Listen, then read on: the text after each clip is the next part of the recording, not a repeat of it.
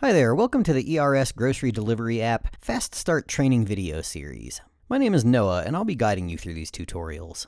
In this tutorial, we'll take a brief tour of the system and we'll get your basic settings squared away. In the second video, we'll edit your ordering process, we'll place a test order, and we'll learn how to manage our orders through both the ERS control panel and the ERS driver app.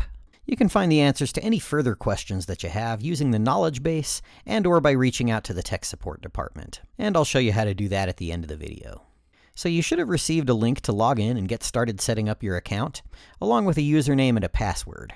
That link always follows the same format. It's your folder name .ourers.com/cp. So go ahead and open up your web browser and go to that URL. We recommend Google Chrome for best results. And go ahead and enter in your username and password here. When you first log in, you'll be prompted to read and agree to our end user license agreement.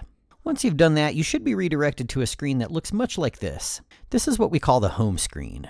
We'll do a tour of this and the other areas of the system in just a minute, but first I want to show you how to update your username and password. You can do that at Admin General Config Users. So find your profile and go ahead and click into it, and feel free to update your username, password, and any other basic information you'd like to put in here. I wouldn't worry about anything below mobile carrier as of now. You can fill out those fields later, but again, for now, the basic information is all we really need. Specifying a mobile carrier allows the system to send you text messages. Once you've updated everything, you can go ahead and submit. And let's take another quick look at the home screen. Here you'll find some useful at-a-glance information, such as an order calendar, a list of employee tasks, some at-a-glance sales reports, a weather forecast for the next 5 days in your local service area, a list of recent updates, and some account information. In the admin area, you'll do things like add users, edit your website and receipt documents, and other sorts of administrative functions. Under scheduling, you'll find an order calendar in which you can look at everything from your active orders to incompletes, canceled, etc., with a variety of different views. You can click into a day to see every order for that day, and you can also place an order through the back end here. Here we have the CRM, or Customer Relationships Manager. You can do a search here, add a new customer here, and a list of your most recent customers will populate here. And if you're using our add-on customer text messaging feature, you can send your customers texts from here, as well as see all of yours and your employees' tasks. In here we have the delivery or routing area. The order calendar in here is similar in some ways to the order calendar in the scheduling tab, but it allows you to do things like click into a date, assign drivers to delivery vehicles, and give them the most efficient route for the day. In here we have reports. Again, we have at-a-glance reports, and a variety of other reports that you can click into, export to CSV, etc. In the Help area, there are some useful general resources, and also the knowledge base. The knowledge base allows you to do a keyword search and pull up information and articles related to the keyword you've entered. The system is looking for exact matches, so it's always best to use single words if you can. Alright, so that's the nickel tour of the back end or control panel. In just a minute here, we'll enter our basic information and set up our basic settings using the Setup Wizard. But before we do any of that, if you haven't already applied for ERS Pay, our native payment gateway that allows you to take credit card payments, you'll want to do that next. Getting approved and set up for your ERS Pay account typically only takes a day or two, but it can take as long as 2 or 3 business days, so best to get that done right away. To submit your application for ERS Pay, simply click here, and you should see a screen like this. Go ahead and click on the link, and from here just fill out the application as usual. This is going to be a pretty standard merchant services application. You're going to be asked your basic information like your contact information and that sort of thing, and they'll also ask you some identifying and financial information about your business. Once you've submitted your application, if we need any more information, we'll go ahead and email and ask you for that. So keep an eye on your email inbox in the day or two after you submit your application, so that you can get back to us with the needed information quickly and we can get your account set up. If at any point during this application process you get stuck or you have any questions, feel free to email our ERS Pay point person, Leslie, at erspay@eventrentalsystems.com. Alright, time to get our basic company info and settings squared away, so let's click into Admin, Start Setup Wizard. Now most of this is going to be pretty self-explanatory. Now the first 3 settings on this screen don't matter a lot for grocery deliveries. Those are settings that could be useful if you ever decide to use the ERS system for anything else besides grocery deliveries. For now, I wouldn't worry about redelivery padding or earliest or latest party time. You do need to make sure that an email is required for online checkout so that your customers can receive their automated receipt and other emails. Default tax rate is just that. It's the default rate of tax that you need to pay. However, keep in mind that this is not the tax rate for the groceries themselves. The grocery store is going to charge you that sales tax, and the ERS system has ways of noting that and not adding additional tax. This default tax rate is the tax rate you're going to charge your customers for the actual delivery service itself. And if you need to specify a different tax rate for a different city or zip code, you can do that when you're setting up your service areas, which we'll do in just a minute here. Alright, so that's that for the setup wizard. Let's update our company logo. We can do that at Admin, Website, General Images.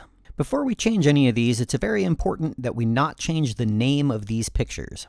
The system uses these pictures for various functions, so if you change the names of these photos, the system can't do its job properly. So let's click into Logo, and we can click here to upload our company logo. You can either choose one of the images already in the system, or upload an image from your computer.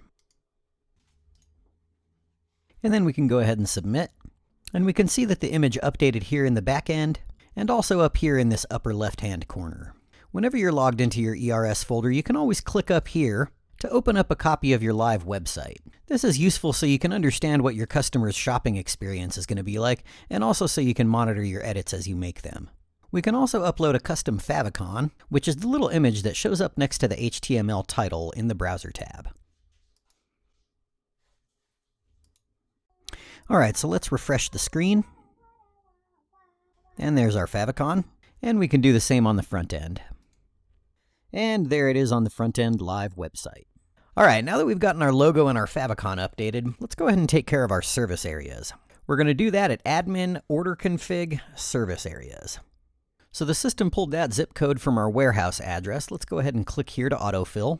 And the default radius is going to be 20 miles, so if you want to change that radius, you can do it here. Make sure to click Find to do another search. And then we want to clean up this list. The cities in this list will populate to a drop-down menu of cities that your customers can choose from for their delivery address during the checkout process. Cities that show up more than once on this list with the same spelling will only show up once in the drop-down menu. But anything in this list that is spelled even just one letter differently from anything else in this list will get its own unique entry. So it's very important that we clean up this list. For example, the village of Los Ranchos de Albuquerque is in my service areas. Most people just call it Los Ranchos.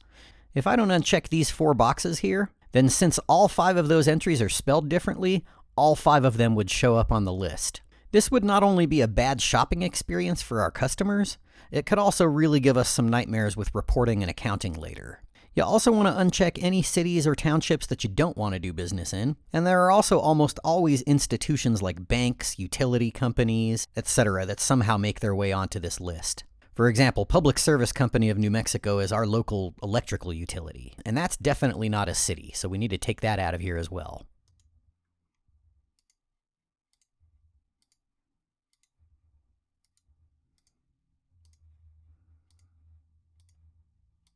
Alright, now that we've cleaned up this list, we can go ahead and import these zips.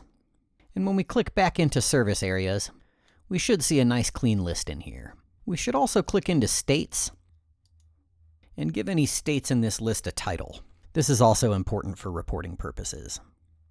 Now, if you need to specify a different tax rate for different cities, you can do that by clicking into the individual city, but there's actually an easier way to do it, especially if you have to change tax rates for multiple cities. So click into Cities, and then click here to customize your view. This allows you to clean up your view so you're only looking at the information that you need. And then we can actually go into spreadsheet mode, which enables us to make edits directly from this page instead of having to click into each individual city.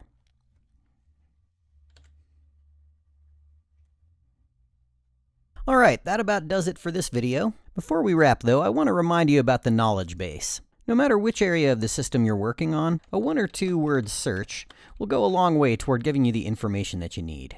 And also, as I said earlier, please do feel free to reach out to the tech support department. You can reach them at 505-435-9731, extension 102, or support@eventrentalsystems.com. In our next video, we'll cover how to edit your ordering settings, we'll place a test order, and we'll learn how to manage our orders with the control panel and the ERS driver app. Thanks for watching, and we'll see you soon.